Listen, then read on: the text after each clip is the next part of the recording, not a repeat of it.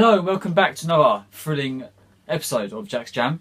Today I'll be talking about Spurs and their possible or signings that I would have as a manager that I would make in terms of players that might be rumoured to leave or just possible just good signings to make. So we'll start off with the goalies, obviously, like Lloris and Vorm. Like if called upon, I'd like to think Lloris wouldn't really need replacing at all. It's only really goalkeeper. You don't really rest goalies as much as you do outfield players, sort of thing. And obviously you've got young Lopez if needed called upon, but if you wanted to, I think Vorm would be a good goalkeeper against the lower sort of teams in the league. And then obviously Rose and Walker, moving on to fullbacks. Rose and Walker both possibly leaving, possibly rumoured to be moving away, obviously.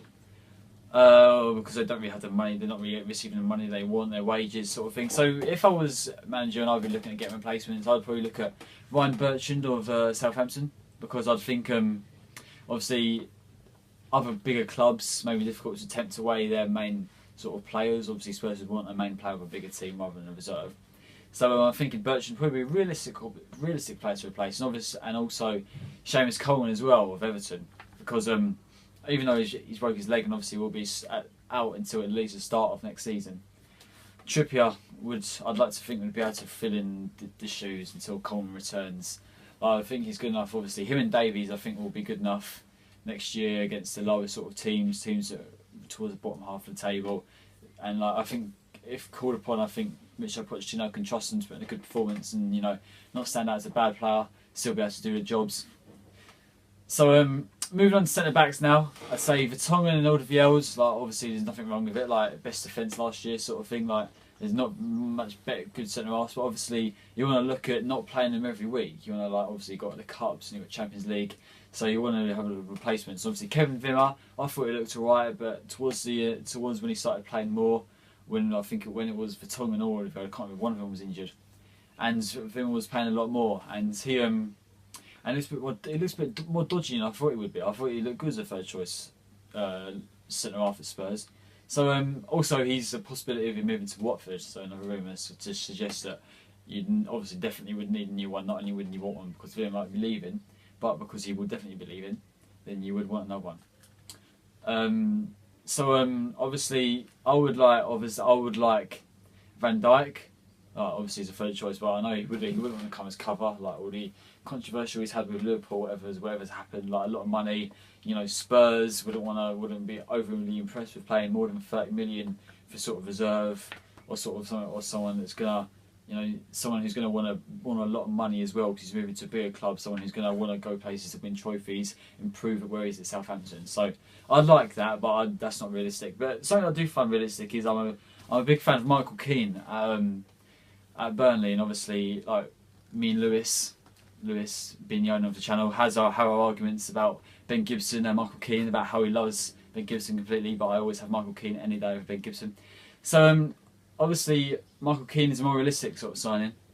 I think against weaker teams, I think Michael Keane would, he shows he's competent. He shows that he can do the job at Burnley. He's commanded that defence. He's done very well. So obviously I do feel as though he can be relied upon as a sort of third choice centre half to play in the games against the lower teams sort of thing. I think definitely he'll be good enough if you wanted to rest Vertonghen or Alderweireld. Obviously you've got Carter Vickers as well. Obviously he's still young and that would be a fourth choice. And also you might want to get another one if he was leaving sort of thing. But that would be my top three anyway to have at the club. So moving on, centre midfield. I haven't really got any specific one, but at the moment we've got Dio who might be leaving, Winks who's injured, and I don't really rate him as much. Dembele, Wanyama, and they're very defensive. I like Dembele. He's good. I think he's very good. I think he's very good on the ball. He's very strong. It's very difficult to get the ball off him. And Wanyama's coming to the team. I don't think he'd do as well, but I think he's been really good. I think he's one of Spurs' best players this year. He's sealed out a lot of attacks. He's read the game very well. He's kept Kante out. Get the game at White Hart Lane. Obviously Kante's very good. He kept him out, and he dominated over him. So I haven't really got any specific players for centre midfielders, but I'd say another one, obviously, to compete at this level. I'd say the one that's good on the ball, a centre midfielder who's good on the ball, takes it forward, isn't frightened to, do a bit more than just the ordinary sort of thing, take risks, sort of thing, athletic, good on the ball, going forwards, just just like an all-round basically. I think it'd be a good signing for Spurs and like for any team really. And then moving on, I'd say in terms of wingers, I'd say like there's an issue with Lamela. Like he hasn't been injured the whole season. Yet he's become a father recently. Like while he's been in Argentina, I don't know what's going on with him. So whether he's coming back to the club, who knows? Obviously, congratulations to Eric for becoming a father. Just add that as well.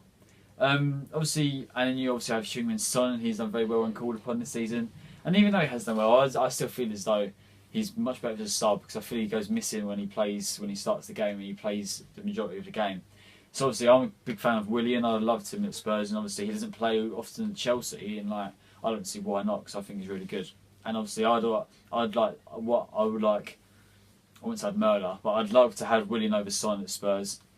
I'd like to do anything to have Willian over Son, but I don't think it'll ever happen because obviously it's a rival club and he already turned them down, sort of thing. And then obviously you had Eriksen, not naturally really a winger. He prefers drifting inside, and he's not really blessed for pace, and so he isn't really traditionally a winger. And Sissoko, obviously 35 million, like not good enough. Like not what we can say about that. And like even like just playing the Premier League like in games, he won't be good enough for that sort of thing. So I think wingers is something they have to look at trying to improve on, trying to sign on. And obviously moving on, last but not least, we have strikers. And obviously, like Kane, it goes without saying, obviously, because he's been very good this season. And obviously behind him, we've had Ali behind him, and then maybe possibly, I wouldn't like it, but maybe Ross Barkley, maybe someone that will be able to come in and get in the wicket games again if you want to drop Ali, if you want to rest him because he's going to be a very key vital player, and you feel like if anyone's going to do well in the Champions League and do well for Spurs, you feel like Ali is going to be a big part of that. So obviously someone to replace him against the weaker teams will be vital as well. So obviously, well, like I said, moving on for strikers, like in Kane, obviously you'd like to think like the majority of big teams and like Spurs do, you play one up front. Harry Kane would obviously be your ideal man. And obviously he's done very well last two seasons. Like all this one season wonder business, it was like rubbish in the end because he proved himself to be probably the best striker in the league.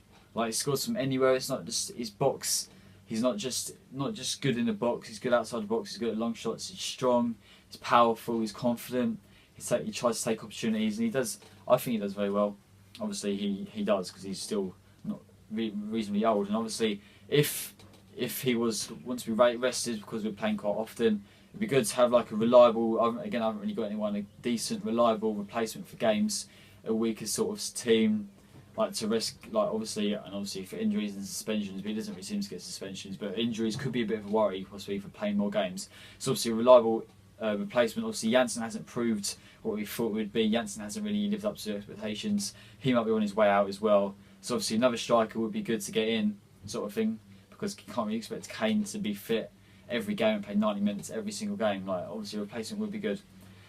So that's my opinion on Spurs next season and what I think that they should be doing next year in terms of signings in this summer.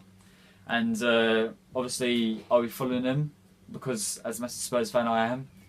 Let's hope for a good season. So please like, subscribe, follow everything in the description, and thanks for watching and goodbye.